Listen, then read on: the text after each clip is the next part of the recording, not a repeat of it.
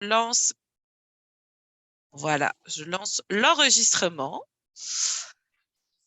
et je vais céder la parole donc à Dalia Roberge de l'AQDR qui participe à l'espace mobilité de la table de concertation du quartier Saint-Michel, Vive Saint-Michel en santé, et qui fait partie du comité d'organisation des webinaires et qui a accepté de se lancer dans l'arène et de présenter ce webinaire. Alors, Dalia, je te cède la parole. Bonjour tout le monde, bonjour tout le monde à tous et à toutes. Merci de vous joindre à ce webinaire, au deuxième webinaire aujourd'hui. Dans le fond, celui-ci fait partie d'une série de 4 webinaires sur la mobilité dans le quartier Saint-Michel. Et dans le fond, ça portera sur les déplacements à vélo, où en est-on et qu'est-ce que l'on peut faire. Dans le fond, les enjeux de ces webinaires, ça a été déterminé par l'outil de compréhension élaboré par le comité mobilité. Et on a réussi à faire sortir des enjeux qui étaient très cruciaux dans le quartier Saint-Michel, mais qui tournaient surtout autour de la mobilité. Et dans le fond, aujourd'hui, pour ce deuxième webinaire, on est fiers d'accueillir M. Jolicoeur, directeur de recherche à Vélo Québec, association depuis 1995. M. Jolicoeur est diplômé ingénieur civil depuis 1980. Il gère l'équipe d'expertise de planification en réseau cyclable et piétonné sur les mandats géométriques et cartographiques, excusez-moi, et il est responsable de conduire aussi l'étude sur les vélos au Québec réalisée aux 5 ans depuis 1995. Il est aussi auteur du guide aménagé pour les piétons et les cyclistes. Il a formé plus de 500 professionnels dans le domaine au Canada. Et M. Marc Jolicoeur se déplace beaucoup à vélo à Montréal toute l'année. Et dans le fond, c'est un grand merci à M. Marc Jolicoeur d'avoir accepté de se joindre à la conversation d'aujourd'hui. Et dans le fond, pour la période des questions, ça va se faire via le chat. On va vous inviter à inscrire vos questions tout au long de la présentation de M. Jolicoeur. Et dans le fond, c'est Chloé du Tandem, ma collègue, qui va lire vos questions à la fin. Et dans le fond, ça va être vraiment, les questions vont vraiment être prises via directement le chat. Fait que on va les prendre de là. Et c'est ça. Fait que je passe la parole à M. Marc Jolicoeur et je vous souhaite un bon webinaire. Bonjour tout le monde, merci Dalia. Ça me fait plaisir d'être avec vous aujourd'hui. Écoutez, j'ai fait une présentation qui est assez générique. Je vais essayer de vous présenter ça en une vingtaine de minutes. Donc, je vais commencer tout de suite en partageant mon écran. Voici.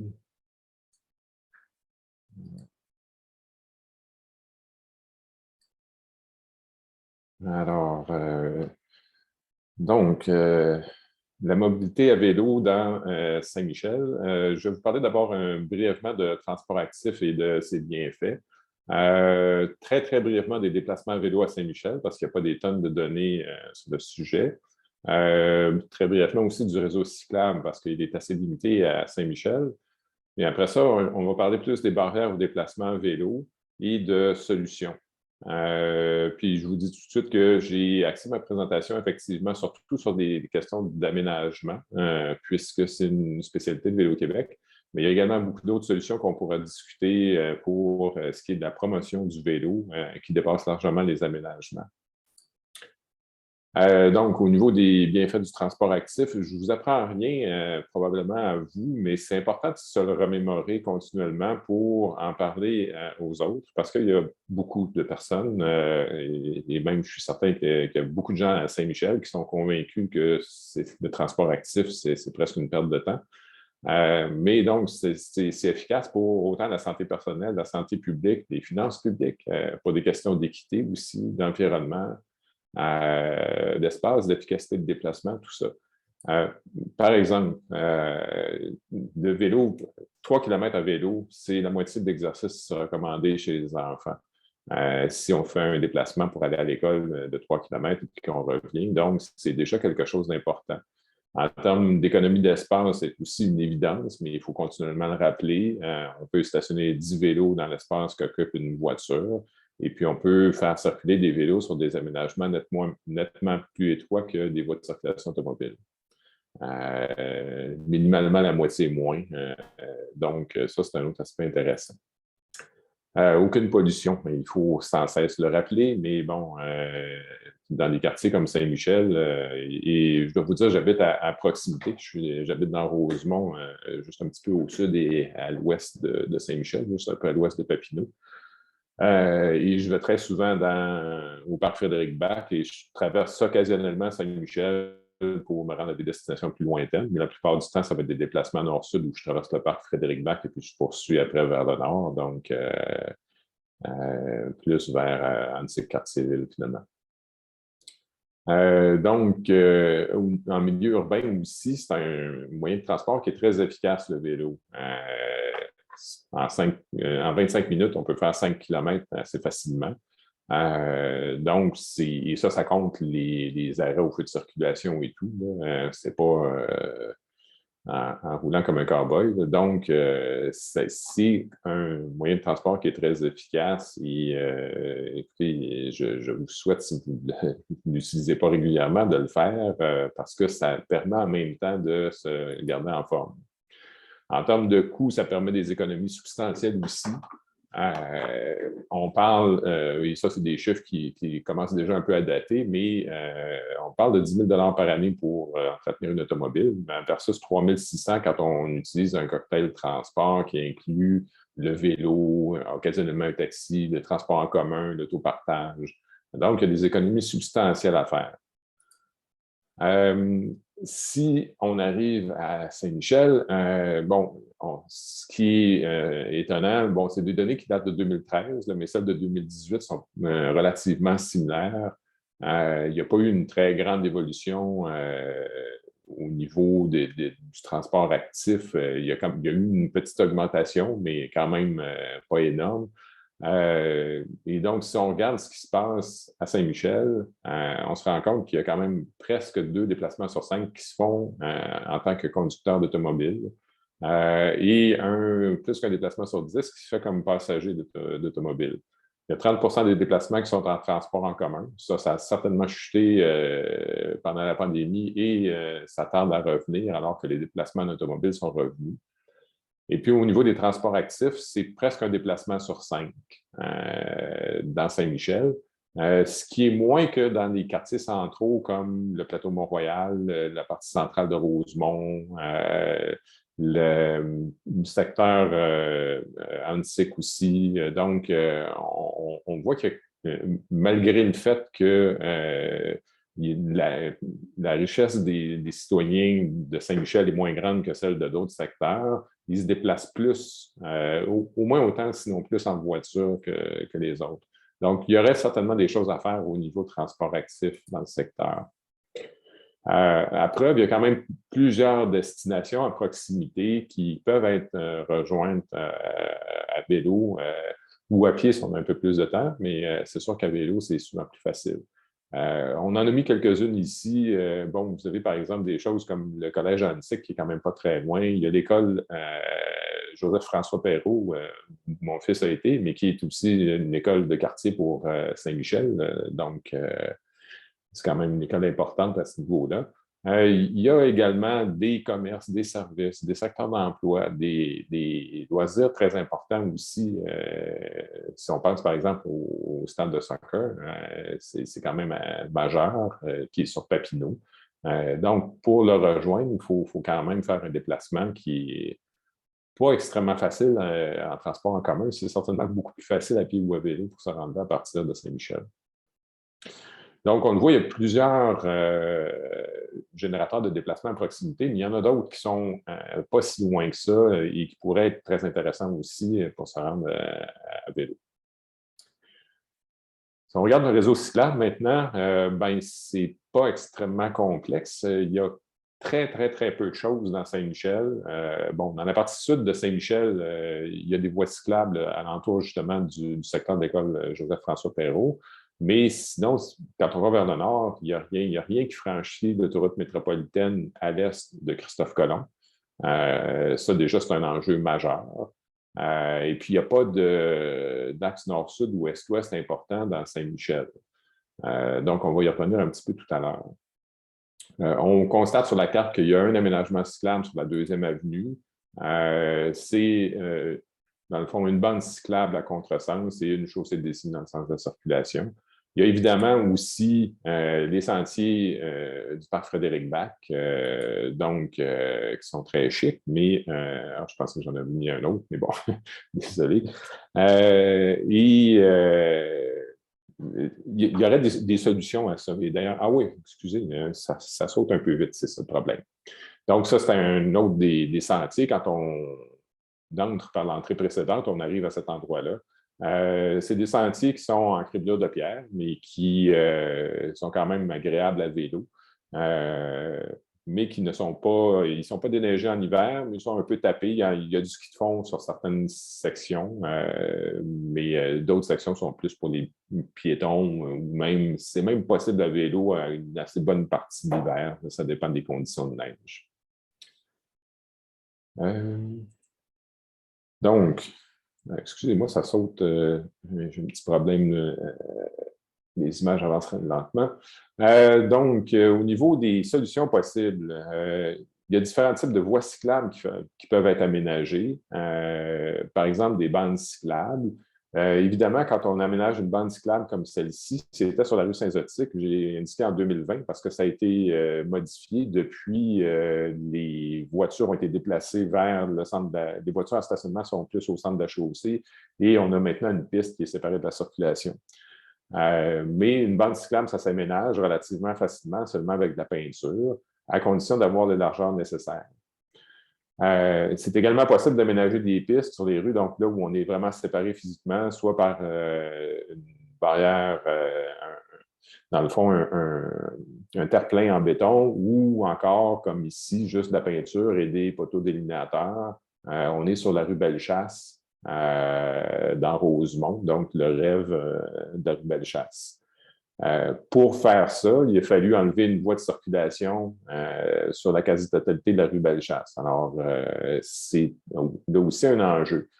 Je suis très conscient que dans Saint-Michel, il y a beaucoup de rues qui sont étroites, avec du stationnement des deux côtés. Et le stationnement est très utilisé tout le long, donc la marge de manœuvre est très mince pour faire des choses.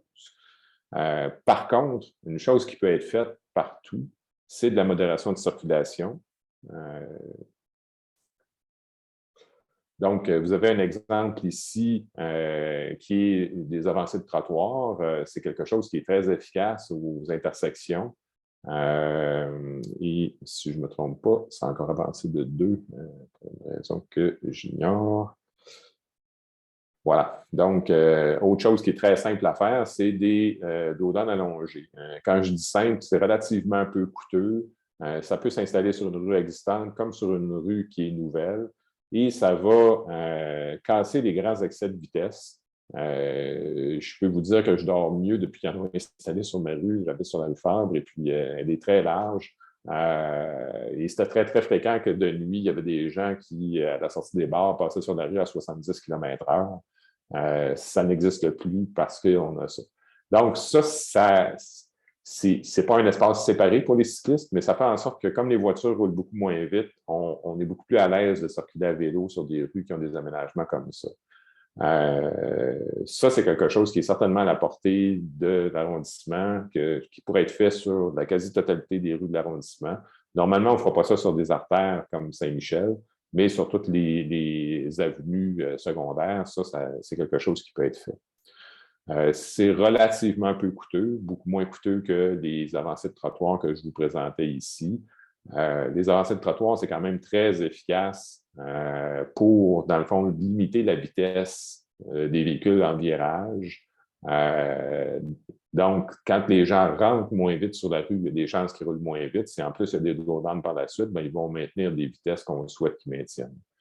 Officiellement, les vitesses sur pratiquement tout le territoire de Montréal sont limitées à 40 km/h. Sauf qu'en pratique, même sur les rues locales, s'il n'y a pas de modération de circulation, c'est très fréquent qu'on a des dépassements. Donc, si on réussit à limiter la vitesse à 40, voire à 30 km/h, c'est sûr que c'est beaucoup plus confortable et sécuritaire de rouler à vélo.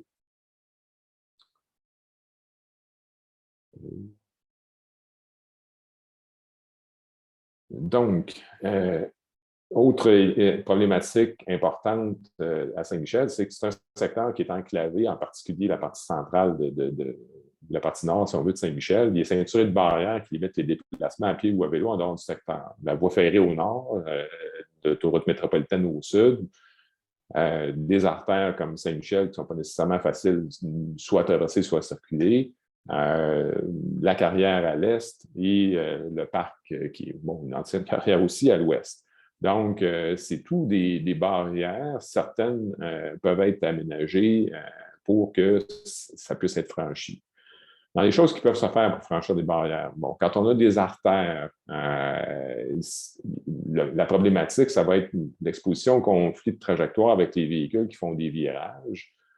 Il y a différentes choses qui peuvent être faites. Ici, on voit Laval à l'intersection de deux boulevards où on a effectivement mis du marquage vert sur la chaussée pour renforcer la présence des cyclistes. Autre exemple ici, à l'intersection du boulevard Christophe-Colomb et du boulevard Henri Bourassa, vous savez qu'il y a une piste sur Christophe-Colomb. Et au croisement, on a rajouté un îlot, j'espère que vous voyez bien mon curseur ici, mais un îlot de béton qui vient protéger les piétons et les cyclistes qui traversent. Et les gens peuvent même s'arrêter au milieu, à la hauteur du terre-plein, si ils n'ont pas le temps de compléter la traversée en un seul temps.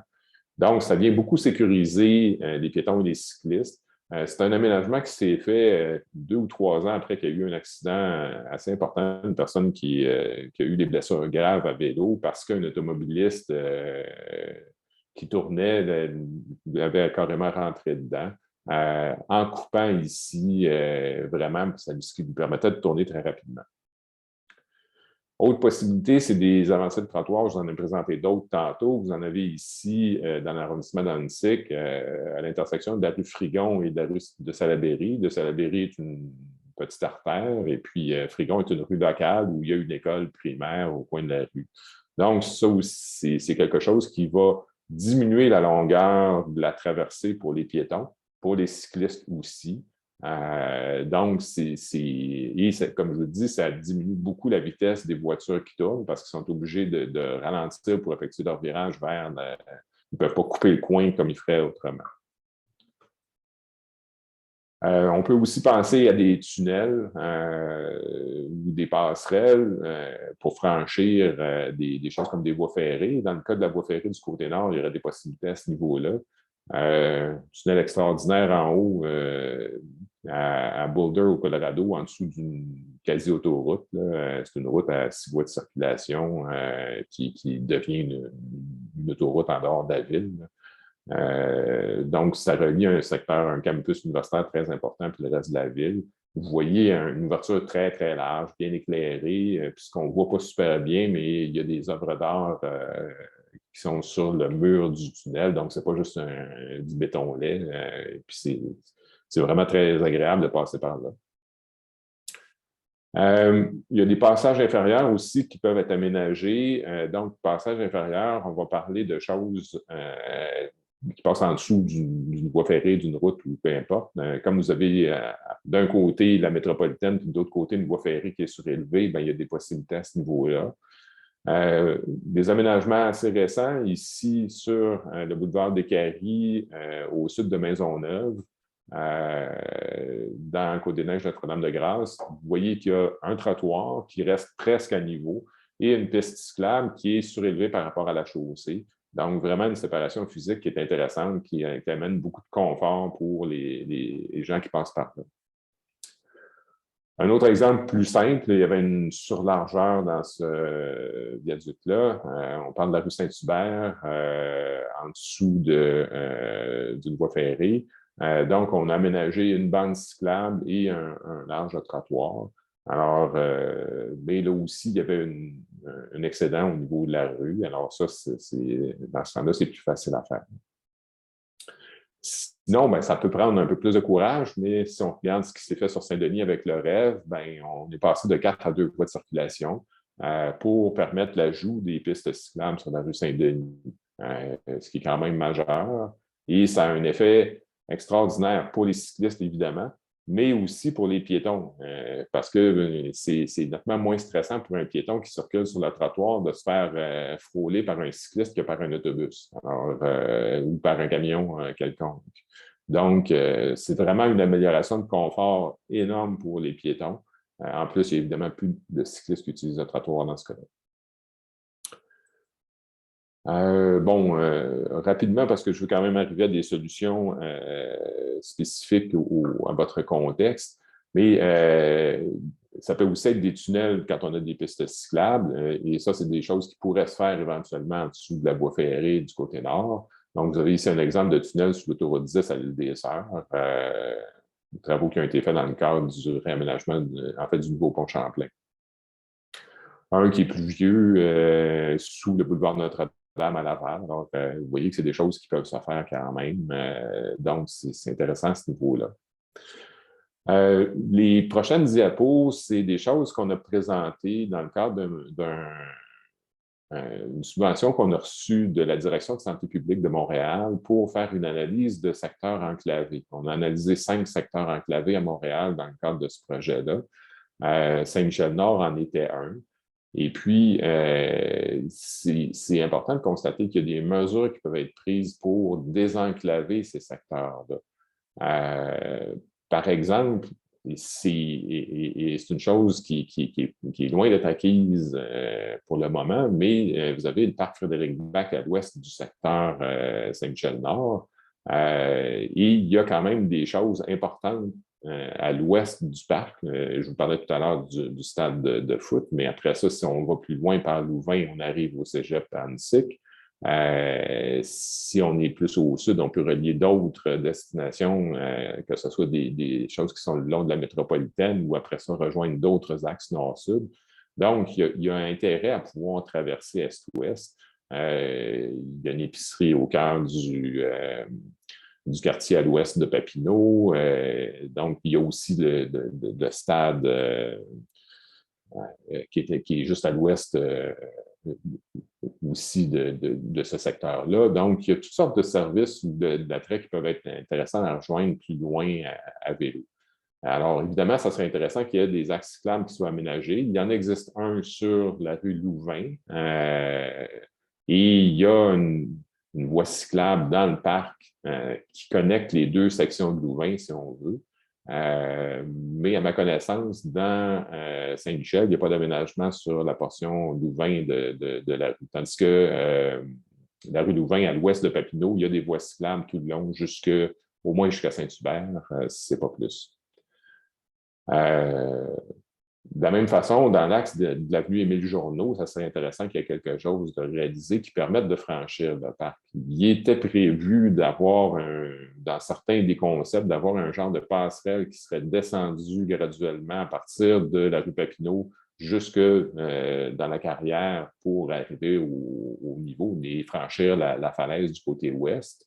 C'est un élément qui serait vraiment intéressant à voir se matérialiser.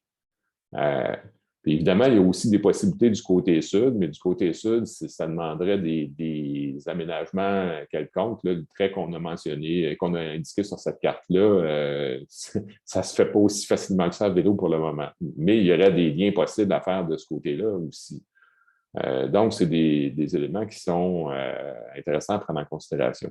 Et puis, dans l'axe de la rue d'Iberville, il y a aussi des possibilités de se raccorder à Iberville. Puis la portion de Iberville, juste au sud du parc, est très, très large et toute dallée. Donc, c'est facile de rouler là à vélo pour le moment, mais il n'y a pas d'aménagement cyclable. Puis, il y aurait certainement des choses qui pourraient être faites minimalement pour traverser l'autoroute métropolitaine. Ah oui, excusez-moi, il y avait des belles petites animations, donc vous allez voir apparaître des beaux petits... J'ai oublié de les enlever pour aller plus rapidement, mais je vais les enlever. Écoutez, ça, c'était la première barrière. On va aller à la suivante. On avait des possibilités aussi sur la rue d'Iberville. Je ne rentrerai pas dans tous les détails qu'on avait présentés à ce moment-là. Mais pour franchir l'autoroute 40, il y a différentes possibilités, notamment d'avoir des trottoirs plus larges. Il n'y a aucune raison, à plusieurs endroits, il n'y a pas de raison pourquoi les trottoirs sont aussi étroits. D'autant plus que souvent, avec les colonnes de l'autoroute, ça crée des environnements qui sont vraiment pas super agréables. Il y aurait certainement un moyen de faire des choses mieux que ça, notamment dans l'axe d'Iberville, dans l'axe de la 2e avenue, de la 6e avenue et de la 17e. Pourquoi pas entre les deux? Ben, parce qu'il y a une portion où il y a des entrées-sorties qui font en sorte que ce n'est pas franchissable, que les rues ne traversent pas. Donc, c'est vrai pour tous, là, piétons, cyclistes, automobilistes. Entre les deux, il y a quand même un trou assez important. Alors, c'est clair qu'il faudrait qu'il y ait des choses un peu plus étoffées à ces endroits-là où on peut traverser. Donc, on a proposé toutes sortes de choses dans le cadre de cette étude-là. Élargir les trottoirs, faire des passages piétons, faire des passages cyclistes aussi, faire des allées de trottoirs comme on a mentionné plus tôt, puis faire des refuges pour permettre de traverser en 2 temps quand c'est possible. Il y a des choses qui peuvent se faire à différents endroits là-dedans. Donc, je vais passer rapidement ces éléments-là, mais donc, vous voyez des exemples où on a un passage piéton, effectivement, mais en dessous, on aurait pu le détailler, là, mais c'est beaucoup moins chic. Et il pourrait y avoir un passage piéton à large bande de l'autre côté aussi. C'est beaucoup plus visible et puis on se sent plus en sécurité avec ça. La 17e avenue, c'est vraiment maigre pour le moment comme aménagement. Donc, si on regarde maintenant la carrière Francon à l'est, ben ça, c'est plus compliqué pour le moment. C'est clair que la falaise est très importante à cet endroit-là. Les aménagements futurs ne sont pas encore décidés. Ça sert encore, que je sache, de dépotoir à neige en hiver. Donc, mais il y a quand même lieu d'y penser pour le futur, de voir qu'est-ce qu'on veut faire avec ça. Et notamment de voir les possibilités qu'il y aurait de faire des franchissements. Dans un monde idéal, on réussirait à en faire au centre, dans l'axe de la rue Émile-Journeau, pour que les gens qui sont dans la partie est de Saint-Michel et dans Saint-Léonard puissent avoir un axe est-ouest autre que Jarry ou industriel. De la même façon, il y aurait moyen d'aménager un axe sur Charland, 56e avenue et puis J.B. Martineau. Mais ici, il y a une portion qui est privée, donc il y a une problématique à ce niveau-là. Sur industriel, il était prévu de faire une piste cyclable le long de la voie ferrée, du côté de la voie ferrée. Il y a eu énormément d'opposition à Montréal-Nord au niveau des industriels, justement, à cette piste-là, qui n'a pas été aménagée. C'est un peu dommage parce que ça aurait permis de donner accès à tout un quartier industriel où il y a beaucoup de monde qui travaille et probablement des gens qui habitent à Saint-Michel.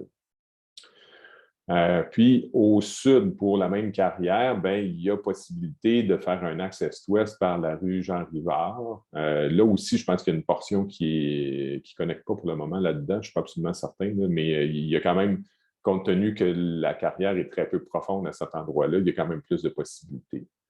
Puis évidemment, il y a la rue Jarry aussi, mais là où il y a compétition entre une circulation automobile assez intense, des circuits d'autobus assez fréquents. Donc, ça limite un petit peu les possibilités.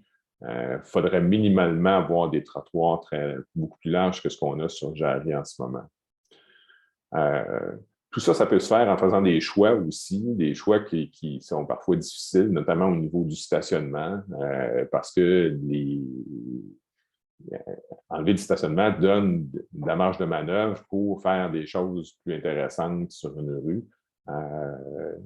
Enlever les voies de circulation, ça peut se faire aussi. Il faut voir, est-ce qu'on impacte le transport en commun? Est-ce qu'on impacte la circulation au point où la population va complètement s'opposer à l'aménagement?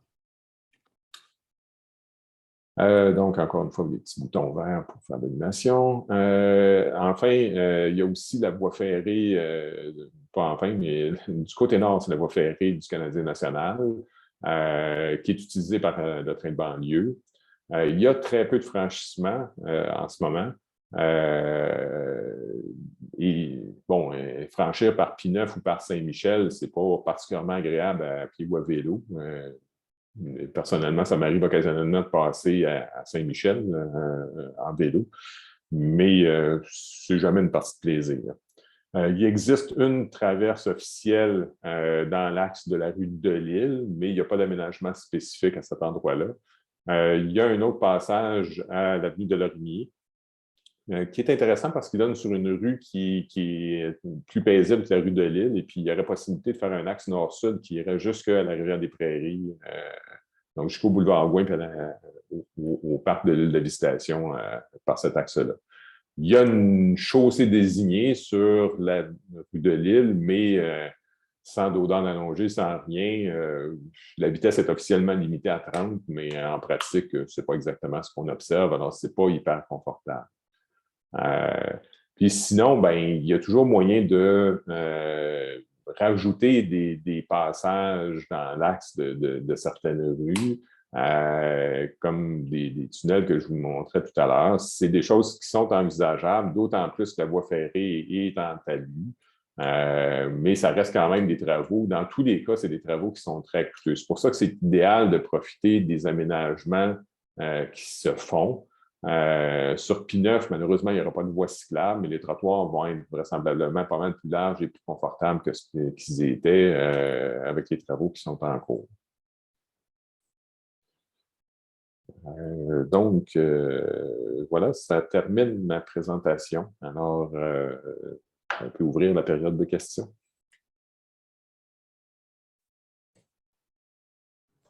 Nous sommes... Oui, Agnès? Okay. Non, oui, ben, avant les questions, tout d'abord, merci Marc pour cette belle présentation. Je pense que tu peux cesser le partage d'écran pour que ce soit peut-être plus confortable pour l'échange. C'était vraiment très intéressant. Je voulais juste repartager avec vous, puis avec l'ensemble des personnes qui sont là, parce que certains sont dans le quartier depuis longtemps, d'autres non. Je voulais rappeler que le projet de la carrière Franco est porté par la table et ses partenaires depuis 2017, là, et que les citoyens ont clairement dit qu'ils souhaitaient une passerelle pour favoriser la mobilité. Puis, je pense qu'il n'y a pas de débat. Il faut une passerelle ou la mettre. Après, il y a des avantages aux différents secteurs. Soit c'est moins large, mais c'est plus profond. Hein, c'est les enjeux avec la carrière.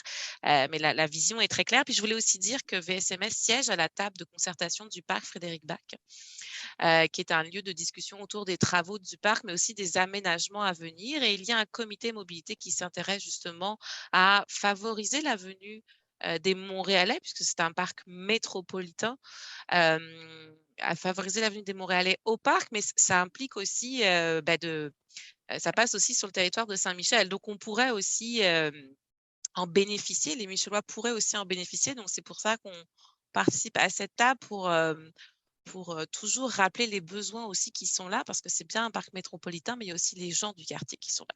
Voilà, je voulais juste faire un petit partage pour que ce soit clair pour tout le monde. Et Dalia, je te laisse poursuivre pour aller vers notre période de questions. Oui, merci. Nous sommes rendus à la période des questions. Merci à M. Jolicoeur pour sa présentation, très belle présentation. Je vais passer la parole, dans le fond, et merci aux participants aussi d'être là. On va passer la parole à Chloé pour la lecture des questions via le chat. Merci beaucoup. Merci d'avoir posé vos questions. Ça va nourrir le débat, je crois. Alors, il y a Stéphane de Transport Actif Québec qui demande, à propos des statistiques OD 2013, dans le tableau que vous avez présenté au début, comment la collecte de données était réalisée. Il se demandait si c'était sur le nombre de kilomètres parcourus sur 12 mois par chaque mode de transport.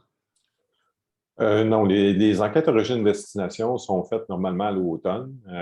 Celle de 2013 n'a pas fait exception. C'est fait normalement du mois d'août au mois de fin, ça va jusqu'en novembre. C'est un immense sondage à l'échelle de la métropole. C'est l'Agence régionale de transport métropolitain qui est la responsable de cette enquête-là. Et on parle de, quand je dis immense sondage, c'est 50 000 répondants environ. Alors, c'est ça qui permet d'avoir des statistiques qui sont assez intéressantes à ce niveau-là. C'est donc au niveau des transports actifs, bon, il y a des petites difficultés au niveau de la représentativité des données, là, parce qu'évidemment, pour le vélo notamment, ça diminue au fur et à mesure de l'enquête. Il y a plus de déplacements à vélo au mois d'août qu'il y en a au mois de novembre. Je pense que ça ne prend pas un grand scientifique pour découvrir ça. Mais c'est en train de changer avec les années. Alors, nous, on souhaite que l'enquête soit ajustée pour mieux tenir compte de ces réalités-là à l'avenir. Merci. J'ai glissé une question. Alors, je vais vous la poser. Quand vous parlez des saillies de trottoir qui peuvent être, qui peuvent aider les cyclistes, moi, comme cycliste, parfois, je trouve que c'est une nuisance aussi, parce que ça m'oblige à arrêter derrière la première voiture. Puis je me demandais, étant donné que les coûts sont assez élevés, si les espèces de sas vélo ou les espaces réservés aux vélos, ça ne pouvait pas être une solution à moindre coût et tout aussi efficace, et sinon, pourquoi? Les sas vélo, c'est quand même pas gratuit et pas toujours très durable à cause de la peinture verte là, et de nos charmants hivers qui fait qu'on s'amuse à les arracher à la niveleuse quand on enlève la neige. Donc, c'est une possibilité, mais c'est moins respecté et ça a moins d'impact pour les automobilistes que des mesures plus physiques comme les avancées de trottoir. Dans le cas des avancées de trottoir, effectivement, à certains endroits, ils ont peut-être fait un petit peu agressif, ce qui fait qu'ils vont vraiment loin vers l'intérieur de la rue. Donc, à ce moment-là, oui, ça peut obliger à être derrière la voiture. Mais dans d'autres cas, ça peut être un peu moins large que ça, puis permettre qu'on soit à côté des voitures encore. Donc, ça dépend des cas. Puis il y a beaucoup de rues qui sont quand même relativement larges où les saillies de trottoir peuvent être aménagées sans impacter les cyclistes et par contre en forçant les automobilistes à ralentir. OK. Donc, il pourrait y avoir des recommandations à faire. Oui, c'est une question de conception. Puis des gens à la ville, il y a de plus en plus de gens qui ont fait de la conception de ces aménagements-là. Donc, ils savent mieux comment faire ça de façon la plus efficace pour tous. D'accord, merci beaucoup. Une autre question de Stéphane. Puis là, je suis désolée, je vais massacrer un acronyme, sans doute les CGD métropolitains. Les centres de gestion des déplacements. Ah, d'accord. Bon. Alors, sa question était comment voyez-vous le rôle des CGD métropolitains pour convaincre les grands générateurs de déplacements dans l'arrondissement d'inciter les employés à se convertir au transport actif? Et en sous-question, il voulait savoir si vous connaissiez les taux de succès des 5 dernières années des CGD métropolitains. Bien, les CGD ont effectivement un rôle à jouer dans le fond, ils travaillent beaucoup en partenariat avec les employeurs pour changer les habitudes de déplacement des employés. Donc, passer de l'auto-solo à toutes les autres formes de transport possibles, transport en commun, covoiturage, transport actif. Donc, oui, c'est quelque chose d'intéressant. Je ne sais pas jusqu'à quel point ils sont impliqués dans Saint-Michel, mais il y a certainement des employeurs qui pourraient être réceptifs. Là, puis il y en a qui ont déjà fait des choses quand même relativement intéressantes. Le Sol du Soleil ont le bonheur d'être à côté de la piste cyclable, mais disons que c'est aussi des intervenants qui peuvent appuyer les demandes citoyennes. Et c'est certain qu'un employeur comme le Cercle du Soleil qui viendrait dire, ben nous, on trouve que la traverse de la métropolitaine, ça n'a pas trop d'allure pour nos employés qui viennent à pied ou à vélo, ben ça a quand même un impact auprès des décideurs. D'accord. Chloé, oui. je voulais dire que on a déjà, AVSMS été approché par des CGD parce qu'ils voulaient faire des études dans le quartier. Donc, on est en contact avec ces groupes-là. C'est intéressant.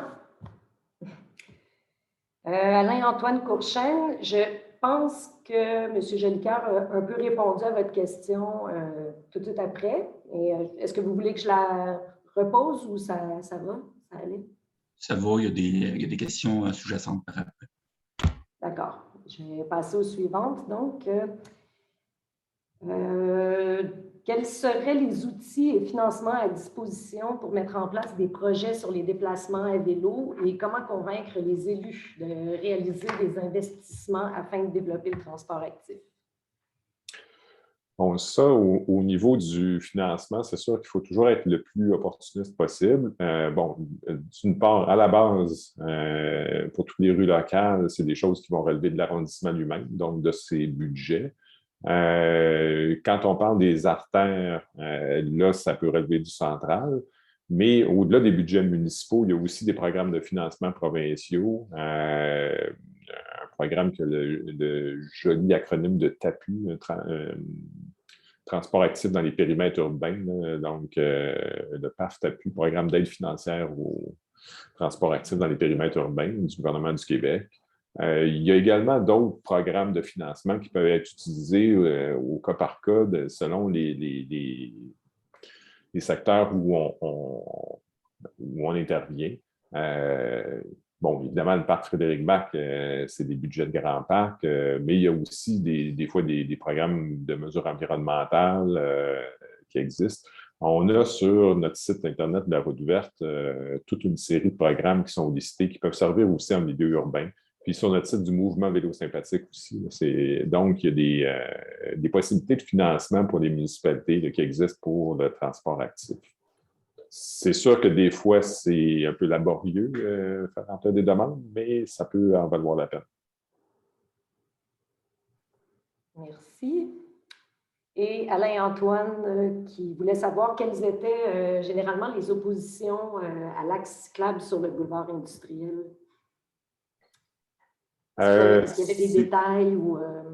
c'est que, dans le fond, les industries qui sont du côté sud, ce qui était prévu, c'était de faire une piste bidirectionnelle le long de la voie ferrée. Alors, en bonne partie, cette piste-là, il y a des grands secteurs où ça n'aurait rien croisé, mais après ça, plus dans l'est, ça croisait les entrées de différentes industries.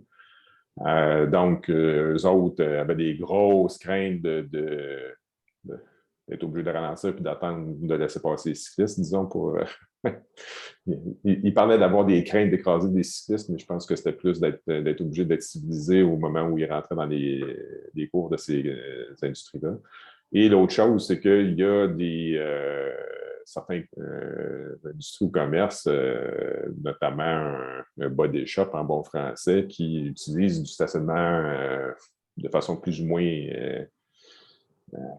permise pour leur propre commerce. Et ça, le stationnement serait complètement disparu sur industriel, donc ça les frustrait à ce niveau-là. Mais c'était vraiment beaucoup de pas dans ma cour, là. J'ai assisté à une rencontre où les industriels étaient présents et puis c'était vraiment une opposition très féroce. Et puis la mairesse de l'arrondissement semble avoir reculé à ce sujet-là.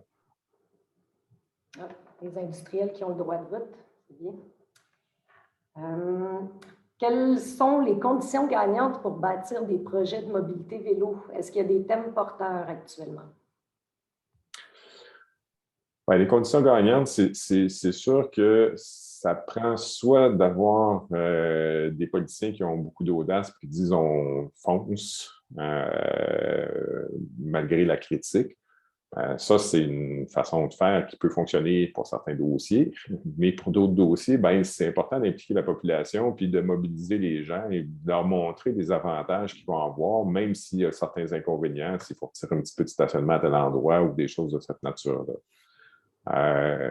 Évidemment, après, il y a des cas qui sont plus difficiles à faire. Si vous, par exemple, l'exemple que je donnais au début, la 2e avenue où il y a une bande cyclable, bon, c'est pas trop contraignant pour les automobilistes. On ne change rien au stationnement, on ne change rien au nombre de voies de circulation, tout ça. Si on avait voulu faire des pistes séparées avec des bollards, il aurait fallu faire sauter le stationnement d'un côté de la rue. Là, je pense qu'il y aurait eu une opposition assez féroce. Donc, il faut aller mobiliser les gens, d'une part, puis faire des aménagements qui vont être, qui ont des grosses chances d'être acceptés localement. C'est pour ça que je mentionnais des aménagements de modération de circulation auxquels les gens peuvent difficilement s'objecter, même s'ils savent en dedans d'eux-mêmes que ouais, je vais être obligé de rouler un peu plus lentement là, par rapport à ce que je faisais. Dalia Robert, je voulais savoir, est-ce que la Ville de Montréal pense construire une piste cyclable près du parc Georges Verneau? Il paraît qu'il y a déjà beaucoup de dos d'âne dans le secteur. Donc, écoutez, ça, je n'ai pas fait de recherche sur les projets exacts de la Ville, mais à ma connaissance, dans le plan de transport original, il n'y avait pas des tonnes de choses pour le secteur Saint-Michel, malheureusement. Mais je n'ai pas regardé là, les mises à jour les plus récentes du plan. Je n'ai pas eu le temps de faire ça avant la présentation d'aujourd'hui. Mais je peux compléter de mémoire, dans le plan de vélo de l'arrondissement, il n'y a rien qui est prévu près du parc Georges Verneau. Alors, on sait que le réaménagement du parc s'en vient. Donc, peut-être que ce serait l'occasion, lors de cette discussion sur le parc, d'amener une discussion sur une bande cyclable pour justement permettre à des cyclistes de venir. Hein. L'arrondissement Annecy s'est doté de l'objectif ambitieux de connecter tous ces parcs par des bornes ou pistes cyclables, si je ne me trompe pas. Pourquoi pas aussi chez nous, tu sais, on peut imaginer ça. Oui, pardon. Ah, je croyais que vous aviez parlé. Julien Gagnon voulait savoir si vous aviez été mis au courant de la traverse cyclable sur la Première Avenue et ce que vous pensiez de cet aménagement. Je ne l'ai pas vu. Est-ce qu'on parle de franchir la Kirmaisie, en fait, les voies de service de la métropolitaine? Ou... Oui, c'est l'entrée vers le parc Frédéric-Bach, mais par la Première Avenue. Je n'ai pas eu la chance d'y passer encore. Donc, je n'ai pas beaucoup de commentaires à faire pour le moment, malheureusement. On n'a qu'à faire une sortie. C'est ça, j'allais dire, on peut faire une sortie vélo pour aller voir, là. On en a beaucoup parlé, mais déjà, les travaux ont vraiment tardé. Là, ça devait arriver au début de l'été, puis je crois qu'elle est seulement livrée maintenant. Bon. Je pense que c'était aujourd'hui. Ah, ben voilà. Okay. Comme par hasard, le vote est dimanche. En tout cas. Non, mais je voulais aussi vous dire qu'on sait qu'il y a des travaux qui s'en viennent sur la 40. Hein, on en parle de plus en plus. Le MTQ a fait une consultation un peu plus tôt dans la saison et on sait qu'elle va être reconstruite vraiment ad integrum. Là, on va refaire la même chose, mais en mieux. Mais qu'ils ne vont pas du tout toucher aux entrées et sorties. Puis je le mentionne parce que Marc disait qu'il y a des endroits dans Saint-Michel où on ne peut pas aménager parce qu'il y a des entrées et sorties d'autoroute. Donc, ça va rester malheureusement le cas. Par contre, il y aurait possiblement des possibilités de réfléchir pour... le dessous, en dessous de l'autoroute et des aménagements qui pourraient être possibles. Donc ça, c'est peut-être quelque chose qu'il faut qu'on garde en tête parce qu'on pourrait, en utilisant les ressources de Vélo Québec que Marc nous a montré, il y aurait peut-être des pistes d'action pour essayer d'améliorer ce secteur qui est ô combien pas convivial. Oui, bien, effectivement, élargir des trottoirs, ça ne change rien à la métropolitaine. Faire des voies cyclables sur ces rues-là non plus. Puis je regarde, c'est vrai pour différents de ces passages-là. Règle générale, personnellement, je passe plutôt par Iberville, mais il y a aussi un peu dans l'axe est-ouest, entre, disons, à partir de Delorimier vers l'est. En fait, c'est plutôt dans l'autre sens, vers l'ouest, là, quand on se dirige vers Delorimier, où on passe en dessous à partir de la TOU, où on passe en dessous de la métropolitaine. Les aménagements sont misérables pour les piétons et les cyclistes, puis pourtant, il y a énormément d'espace. Il y aurait des choses qui seraient faciles à faire à ce niveau-là. Il y a également la circulation en parallèle à la métropolitaine aussi qui pourrait être de nouveau réservée aux bus en heure de pointe, le moment où ça pénalise le plus les voitures. Normalement, la ville est censée, la STM est censée accepter les vélos dans les voies bus dans les prochaines années. Ils ont commencé, ils en ont fait 5-6 jusqu'à maintenant. Mais c'est quelque chose où ça serait déjà compte tenu que la fréquence des autobus n'est pas si grande que ça sur la métropolitaine, bien, ça serait quand même quelque chose d'intéressant pour les cyclistes plus aguerris. Ce n'est pas une voie cyclable familiale loin de là, mais ça peut être beaucoup plus efficace et quand même plus convivial que de rouler avec les voitures. En effet. On revient au nord de la carrière Francon, au sud du boulevard industriel. Alain-Antoine Courchaine voulait savoir si vous savez à qui appartient vous avez parlé d'une portion privée qui posait problème dans l'implantation d'une voie cyclable au nord de la carrière Francon. Il voulait savoir si vous saviez à qui appartient cette portion-là. Non, je ne sais pas, mais ce que j'ai de mémoire, on pourrait passer dans ce secteur-là il y a un certain temps. Il y a la nouvelle gare qui est aménagée dans l'axe de Pineuf. Et puis, il y a une portion où on peut se rendre en voiture à cet endroit-là. Et puis, après ça, il y a des terrains qui, j'ai cru comprendre qu'il allait avoir un développement résidentiel aussi. Alors, j'espère qu'un axe est-ouest a été prévu d'une façon ou d'une autre là, pour permettre aux gens de circuler le long de la voie ferrée. Mais j'ai pas de connaissance fine de ce secteur, à savoir qui est propriétaire ou est-ce qu'effectivement il y a un axe, un corridor public qui a été conservé. Pour compléter, pour le coup, dans le plan vélo de l'arrondissement, il y a une piste cyclable qui a été projetée. Je me souviens plus de la temporalité, hein, je pense qu'on est plutôt aux alentours de 2024-2025, mais il y a un tracé potentiel à cet endroit-là, donc il y a quelque chose quand même. Ça veut dire qu'il y a un minimum de possibilités qui ont été explorées par l'arrondissement. Après, bien entendu, vous le savez, on est en période électorale, on verra qui est élu, une nouvelle administration peut venir un peu chambouler les plans qui ont été faits, mais si ça a été mis dans un plan, c'est qu'il y a quand même certaines possibilités. Hein. Donc, c'est certainement à garder en tête, Alain-Antoine.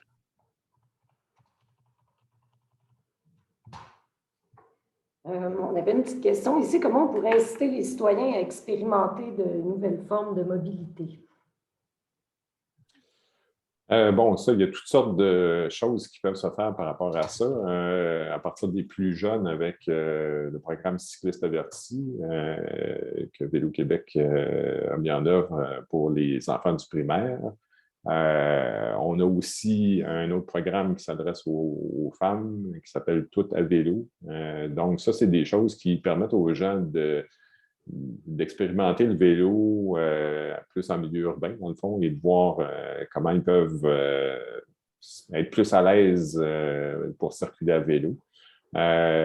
Puis, évidemment, aussi des événements. Une tour de l'île, ça a été extraordinaire pour remettre les Montréalais en selle à partir du milieu des années 80 jusqu'à maintenant. Donc, le loisir est aussi un élément important. Puis, avec le parc Frédéric-Bach, c'est quand même un parc majeur où il y a quand même beaucoup de sentiers. Si en plus, il y avait possibilité que ça serve plus à des fins de transport, ça serait vraiment génial. J'ai oublié de mentionner la question de l'hiver. Comme j'ai brièvement mentionné que les pistes n'étaient pas vraiment déneigées, ne sont pas nécessairement conçues pour ça. Mais dans l'axe est-ouest, ça serait bien qu'il y ait un axe au centre du parc là, qui permet de traverser le parc à 12 mois par année. Là. Merci. Et une dernière question de Alexandre Soulier qui voulait en savoir un petit peu plus sur le concept de vélo de rue. Oui, bon. Une vélorue, c'est un aménagement. Il y a deux choses nouvelles dans le code de la sécurité routière depuis environ 2 ans. Des vélorues et des rues partagées. Une vélorue, c'est une rue où les cyclistes sont autorisés à rouler côte à côte et où, normalement, on prend des mesures pour qu'il y ait très peu de circulation. Le ministère des Transports, d'ailleurs, a sorti un guide d'application pour les vélorues. Je pense que c'est hier ou avant-hier. J'ai passé de nouveaux guides. Donc, dans la théorie, c'est quelque chose qu'on aménage sur une rue où il y a très peu de circulation. Règle générale, des débits qui sont inférieurs à ceux qu'on peut observer sur les rues de Saint-Michel. Ça prend des débits de l'ordre de 500 véhicules par jour de façon idéale. On permet aux cyclistes de rouler côte à côte et puis on fait beaucoup de modération de circulation aussi. Donc, on vient créer un axe qui est convivial pour les cyclistes pour relier d'autres aménagements cyclables. La rue partagée, elle, ça va encore un niveau plus loin. C'est une rue où les piétons ont priorité, où les piétons ont le droit de marcher dans le milieu de la rue. Ça s'applique, règle générale, surtout à des secteurs historiques, commerciaux, où on va vouloir faire en sorte d'avoir une rue qui serait quasi piétonne, mais où quand même on veut laisser la possibilité aux gens de se rendre en voiture, que ce soit pour des gens qui veulent arriver en taxi, par exemple des personnes handicapées, que ce soit des livraisons ou peu importe. Donc, c'est moins contraignant qu'une rue piétonne, mais ça permet aux piétons quand même d'occuper l'espace. Les cyclistes peuvent aussi y circuler. C'est deux nouveaux concepts dans le code de la sécurité routière. Merci. Et ça fait le tour des questions. On arrive flush dans le temps. Oui, ben, dans le fond, je vais vous inviter à remplir un questionnaire qui va être mis dans le chat. Et en plus de ça, le webinaire, si vous voulez le revisionner, il va être disponible sur la chaîne YouTube de Ville Saint-Michel en santé. Et on se donne rendez-vous pour le prochain webinaire qui est en hiver 2022. On n'a pas encore la date, mais on devrait vous la transmettre dans pas long avant de partir en vacances. Et c'est ça. Fait que on vous remercie d'avoir assisté à ce deuxième webinaire. Puis merci à M. Jolicoeur encore une fois et merci à tous les participants d'être venus au webinaire aujourd'hui. Merci, Marc. Merci. Merci beaucoup. Bonjour Merci, à tout le monde. Marc. Puis merci à tous et toutes d'être venus. Bravo. Bravo à Dalia et Chloé. Bravo, belle co-animation. Bon après-midi. Merci. Au revoir. Au revoir. Bye bye. Bye bye. Bye. Bye.